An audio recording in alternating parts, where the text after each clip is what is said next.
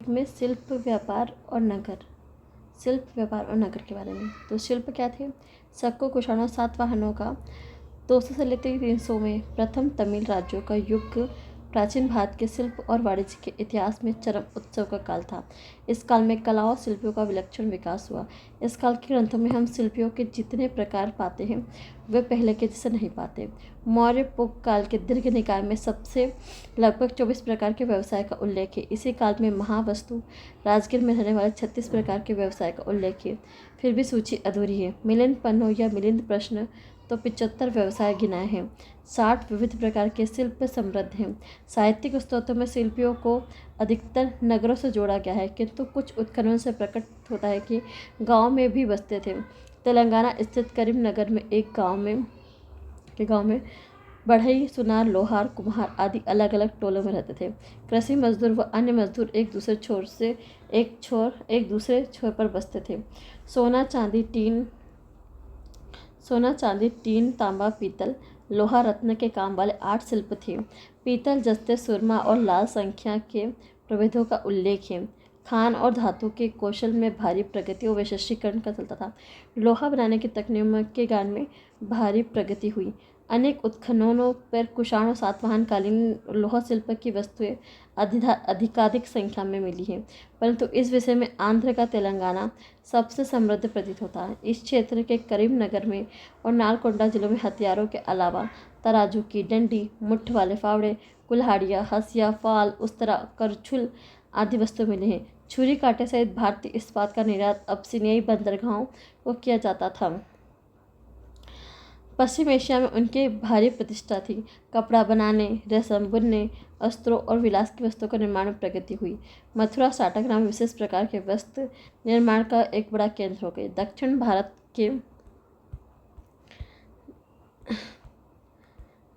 के कई नगरों में रंजनजी उत्तम शिल्प थी। तमिलनाडु में तिरुचुन्नापल्ली नगर को उपवांती, उपमेर, उरेयूर ईंटों का बना रंगाई का हौज मिला है। अरिकमेडु में इस तरह के हौज मिले हैं। हौज ईसा की पहली 3 सदियों के हैं। इस क्षेत्र में कर्चे पर कपड़ा बुनने का व्यवसाय बहुत प्रचलित था। कोल्हू के प्रचलन के तेल उत्पादन में वृद्धि हुई। इस काल के अभिलेख बताते हैं कि बुनकरों, सुनारों, रंगरेजों, धातु शिल्पियों और दंत शिल्पियों, जौहरियों, मूर्तिकारों, मछुआरों, लोहारों, ग्रंथियों, बौद्ध भिक्षुओं के लिए गुफाएं बनवाई गई थी। उन्हें स्तंभ, पट्ट, कुंड आदि का दान दिया था। इन सबसे प्रकट होता दस्तकार के धंधों में खूब बढ़त हुई। विलास की वस्तुओं को उत्पादन करने वाले शिल्पों में हाथीदार का काम, कांच का काम, मड़ी माणिक के बनाने का काम उल्लेखनीय है। सीप और शंख शिल्प के उत्पादन भी उत्तम स्थिति में है। कुषाण शुरू से खुदाई के क्रम में बहुत से शिल्प वस्तुएं निकली हैं। भारतीय दंत शिल्प की वस्तुएं अफगानिस्तान और रोम में प्रसिद्ध थी। इनका संबंध दक्कन में सातवाहन स्थलों के उत्खनन में पाई गई दंत शिल्प की वस्तुओं से जोड़ा जाता है। रोम की कांच की वस्तुएं तक्षशिला और अफगानिस्तान से मिलती हैं, लेकिन भारत में कांच ढालने की जानकारी ईस्वी सदी के आरंभ में आकर प्राप्त और उसे चोटी पर पहुंचाया है। इसी तरह मौर्योत्तर स्तरों पर रत्न युग पत्थरों, मणियों में बड़ी संख्या में थी। इन्हीं में शंख बने मनके और कंगन भी पाए जाते हैं। सिक्कों की ढलाई महत्वपूर्ण शिल्प थी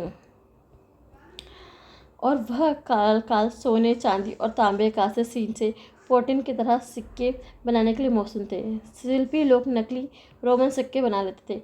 सिक्का ढालने के लिए कई तरह के साँचे उत्तर भारत और दक्कन में पाए जाते हैं। सातवां स्तर पर एक ढांचे से लगता है कि 6 सिक्के एक ही बार में निकल जाते थे। इन शहरी हस्तशिल्पों के साथ साथ पक्की मिट्टी के सुंदर सुंदर मूर्तिकाएँ बनती थी, विशाल मात्रा में पाई जाती। ये लगभग सभी कुषाण और सातवाहन स्थलों में पाए जाते हैं। प्रसंग में नालकोंडा जिले में वेरेसम नाम विश्व रूप से लिया जा सकता है। मूर्तिकाएँ और उनके निर्माण साँचे सबसे अधिक संख्या में मिले हैं। मूर्तिकाएँ और उनके साँचे हैदराबाद में लगभग 65 किलोमीटर दूरी पर कोंडापुर में पाए गए हैं। मूर्तिकाएँ अधिकतर नगरवासी उच्च वर्णों के लिए बनती थी। गौर करने की बात है कि गुप्त काल और खासकर गुप्तोत्तर काल में नगरों के पतन के साथ मूर्तिकाओं की संख्या बहुत घट गई है। शिल्पी लोग आपस में संगठित थे और उनके संगठन का नाम श्रेणी था। ईसा की 2री सदी में महाराष्ट्र में बौद्ध धर्म स्वावलंबी गृहस्थ उपासक कुम्हारों, तेलियों और बुनकरों की श्रेणी के पास धन जमा किया ताकि बौद्ध भिक्षुओं के वस्त्र और अन्य वस्तुएं दी जा सकी। इसी सदी में प्रतिदिन 100 ब्राह्मणों को भोजन कराने के लिए एक अधिपति ने आटा पीसने वाले एक श्रेणी के पास मासिक आय से बचाकर धन जमा लिया। विभिन्न ग्रंथों के आधार पर यह कहा जा सकता है कि इस काल में शिल्पियों की कम से कम 24-25 श्रेणियां प्रसिद्ध थी। अभिलेखों से ज्ञात होता कि शिल्पी मथुरा क्षेत्र में पश्चिमी दक्कन में जमे थे, जो पश्चिमी समुद्र तट में की ओर जाने वाले व्यापार मार्ग पर पड़ते हैं। इस काल की सबसे बड़ी आर्थिक प्रक्रिया थी भारत और पूर्वी रोमन साम्राज्य के बीच फलता फूलता व्यापार। आरंभ में यह व्यापार अधिकतम स्थल मार्ग से होता था। ईसा पूर्व पहली सदी में शकों, पार्थियनों, कुषाणों की गतिविधि के कारण स्थल मार्ग से व्यापार करना संकटापन्न हो गया। यद्यपि ईरान के पार्थियन लोग भारत में हीरा और इस्पात का निर्यात करते थे, ईरान के और भी पश्चिमी इलाकों के साथ भारत में व्यापार में बाधा डालते थे, परंतु पहली सदी के व्यापार में मुख्यतः समुद्री मार्ग से होने लगता है। ईस्वी सदी के प्रारंभ में आसपास मानसून के रहस्य का पता लग गया था। फलस्वरूप नाविक अब अरब सागर के पूर्वी तटों से उसके पश्चिमी तटों तक का सफ़र काफ़ी कम समय में कर सकते थे। वे भारत के विभिन्न बंदरगाहों पर आसानी से पहुंच सकते थे, जैसे पश्चिम समुद्री तट पर भड़ोच और सोपारा, पूर्वी तट पर अरिकमेडु और ताम्रलिप्ति। इन सभी बंदरगाह भड़ोच सबसे महत्वपूर्ण और उन्नतिशील था। सातवाहन राज्य के उत्पादन तो पहुँचते ही थे, शक और कुषाण राज्य की वस्तुएं पहुँचती थी।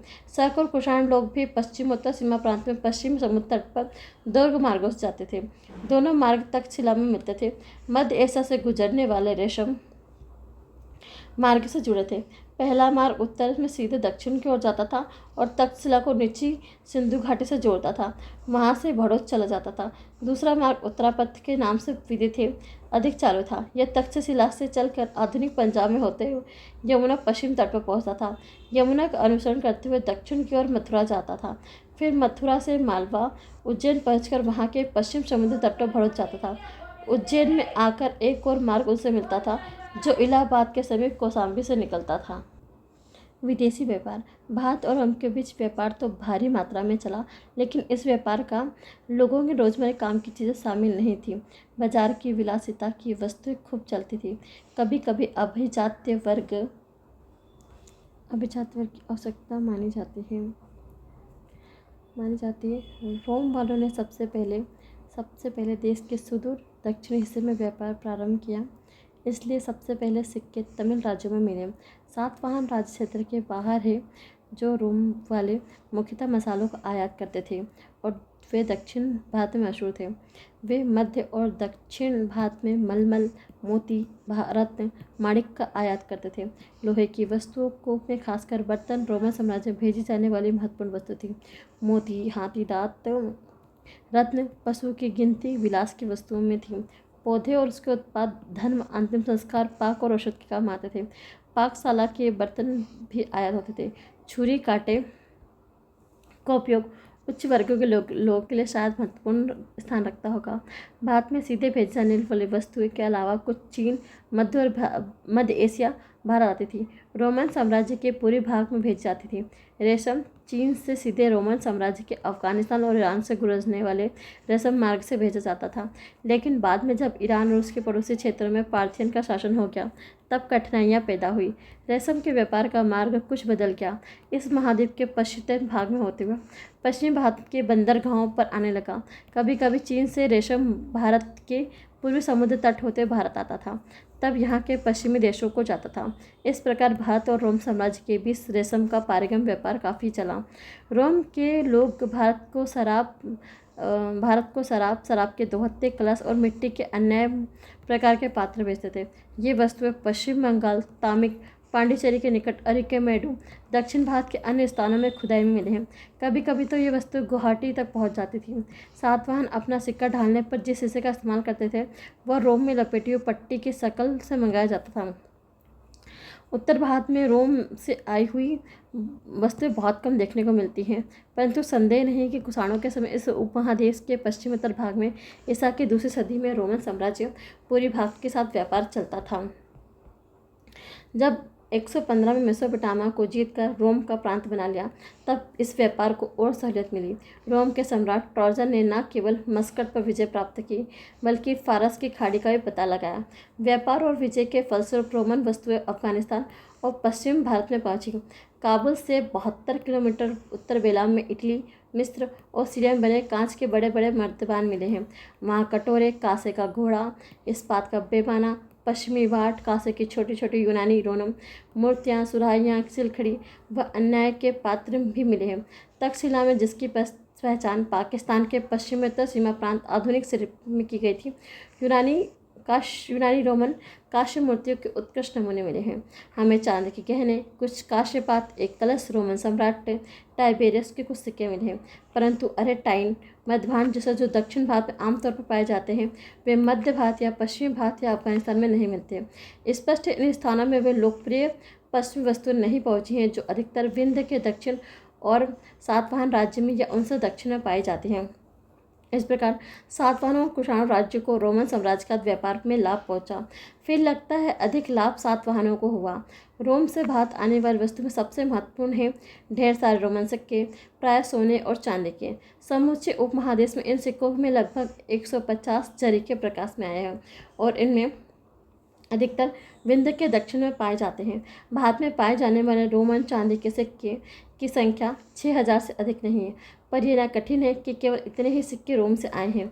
रोमन लेखक प्लिनी ने 77 ईस्वी में लैटिन में लिखे नेचुरल हिस्ट्री नामक अपने विवरण में अफसोस प्रकट किया है कि भारत के साथ व्यापार करके रोम अपना स्वर्ण भंडार लूटता रहा है।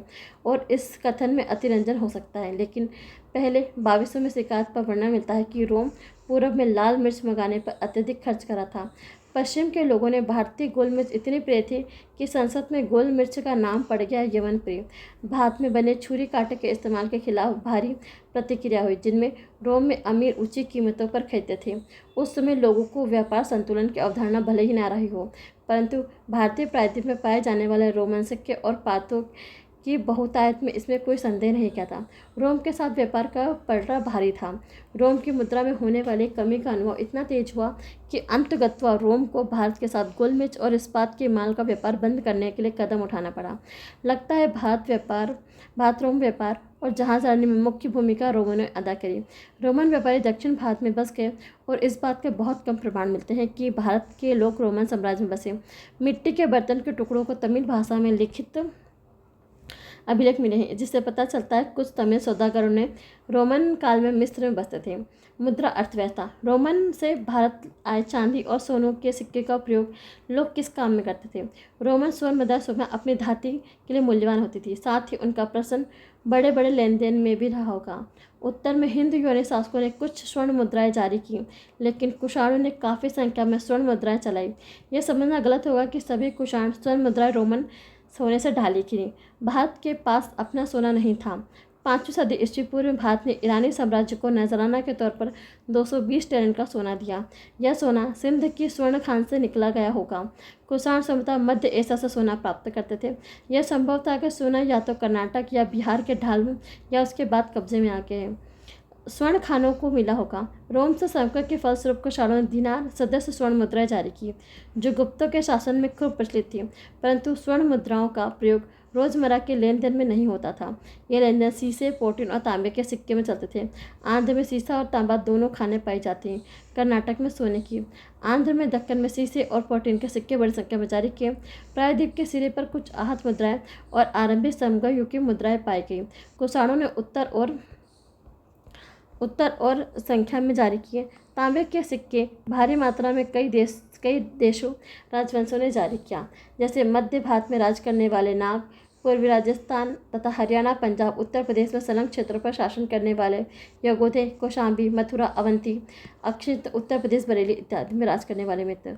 शायद इस काल में पाटलिपुत्र, वाराणसी, कौशाम्बी शायद इस काल में मुद्रात्मक अर्थव्यवस्था नगरों और उपनगरों जन सामान्य के जीवन जितनी गहराई से प्रवेश कर गई थी, वैसा किसी अन्य पहले काल में नहीं हुआ।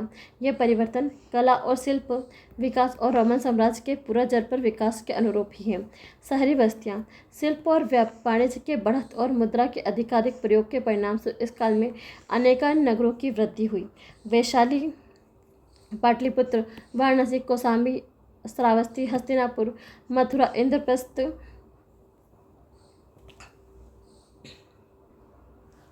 मिलते हैं, साहित्यिक ग्रंथों मिलते हैं। कुछ नगरों का वर्णन चीनी यात्रियों ने भी किया है। अधिकतर ईसा की पहली और दूसरी सदी में कुषाण काल फले फूले ऐसे उत्खननों के आधार पर कहा जा सकता है, क्योंकि खुदाई से कुषाण युद्ध की उत्कृष्ट रचनाएं प्रकट हुई। इनसे यह भी प्रकट होता है बिहार के कई पुरास्थल जैसे चिरान, सोनपुर, बक्सर आदि, पूर्वी उत्तर प्रदेश के कई पुरातत्व जैसे खेराडीह और मसोन कुषाण काल से समृद्ध है। इसी तरह उत्तर प्रदेश के इलाहाबाद के निकट संगेश्वरपुर, सोहगोरा, मीटा, कौशाम्बी, उसके पश्चिमी जिलों में अतरंजी खड़ा और कई अन्य स्थल कुषाण काल की उन्नति पे थे। हमें संगेश्वरपुर और चिरान दोनों स्थल पर बहुत सी कुषाण काल ईंट संरचनाएं पाते हैं। मथुरा में शोक के उत्खनन से कुषाण काल के 7 स्तर दिखाई देते हैं, जबकि गुप्त युग का 7 स्तर दिखाई देते हैं, जबकि गुप्त युग का केवल 1 स्तर। फिर पंजाब के अंतर्गत जालंधर, लुधियाना, रोपण कई स्थलों में कुषाण काल की अच्छी संरचनाएं पाते हैं। हरियाणा में खोदे गए पुरास्थलों का यही हाल है। कई जगह तो कुषाण कालीन संरचनाएं से निकली पुरानी ईंटों से गुप्त काल की बनी भोड़े ढंग से इमारतें पाई जाती हैं। कुल मिलाकर कुषाण काल में बिताए गए भौतिक अवशेषों से प्रतीक होता है कि नगरीकरण उत्कर्ष की चोटी पर पहुंच गया था। मालवा और पश्चिम भारत के शक राज्य के बारे में यह बात लागू होती है। सबसे महत्वपूर्ण नगर उज्जैनी थी, क्योंकि यह 2 मार्ग मिलते हैं, एक कौशाम्बी से आने वाला और दूसरा मथुरा से। इसका महत्व इसलिए भी था क्योंकि यहाँ गेट और इंद्रगोप यानी कौलिन पत्थरों का निर्यात होता था। उत्खननों से ज्ञात होता है कि 200 ईस्वी पूर्व के बाद मणि या मनके बनाने के लिए गोमन, इंद्रगोप या सूर्यकांत जैसे रत्नों का काम बड़े पैमाने पर होता था। यह संभव है क्योंकि क्षिप्रा नदी की तक्षशिला के फांसों में एक प्रचुर मात्रा में प्राप्त किए जा सकते हैं। शक और कुषाण काल के समान ही सातवाहन राज्य नगर उन्नति करते रहे। सातवाहन काल पश्चिमी और दक्षिणी भारत में तगर यानी तेर, पैठन, धान्यकटक, अमरावती, नागार्जुन कोंड, भड़ोच, सोपारा, अरिकामेडु, कावेरीपट्टनम समृद्ध नगर थे। तेलंगाना के कई सातवाहन बस्तियां खुदाई से निकली हैं। इनमें से कुछ को अंधों की दीवार पर घिरे 30 नगरों में से होंगे जिनका उल्लेख पिल्मी ने किया है। इनका उदय आंध्र के तटवर्ती नगरों में काफ़ी पहले, परंतु पश्चिमी महाराष्ट्र के शहरों में कुछ समय बाद हुआ। परंतु महाराष्ट्र आंध्र तमिलनाडु के नगरों को हार्श समानता 30 सदी के मध्य में उसके बाद में शुरू हो जाता है। कुषाण और सातवाहन साम्राज्यों में नगरों की उन्नति इसलिए हुई क्योंकि रोमन साम्राज्य के साथ व्यापार बहुत अच्छा चल रहा था। भारत रोमन साम्राज्य के पूर्वी और पश्चिम और मध्य एशिया के साथ भी व्यापार करता था। पंजाब और पश्चिमी उत्तर प्रदेश में नगर इसलिए फलते फूलते रहे क्योंकि कुषाण शक्ति का केंद्र पश्चिम उत्तर भारत था। भारत में अधिकतर कुषाण नगर मथुरा से तक्षशिला जाने वाले पश्चिम उत्तर मार्ग उत्तरा पड़ते थे। कुषाण साम्राज्य में मार्गों की सुरक्षा का प्रबंध था। ईसा के 3वीं सदी में उनका अंत होने से इन नगरों को गहरा धक्का लगा। शायद यही बात दक्कन में भी हुई। 3वीं सदी में जब रोमन साम्राज्य ने भारत के साथ व्यापार पर प्रतिबंध लगा दिया, तब नगर और शिल्पियों और वर्णों का भरण पोषण करने में असमर्थ हो गए।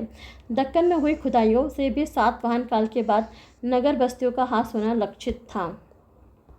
इसके आज चैप्टर खत्म हो जाता है।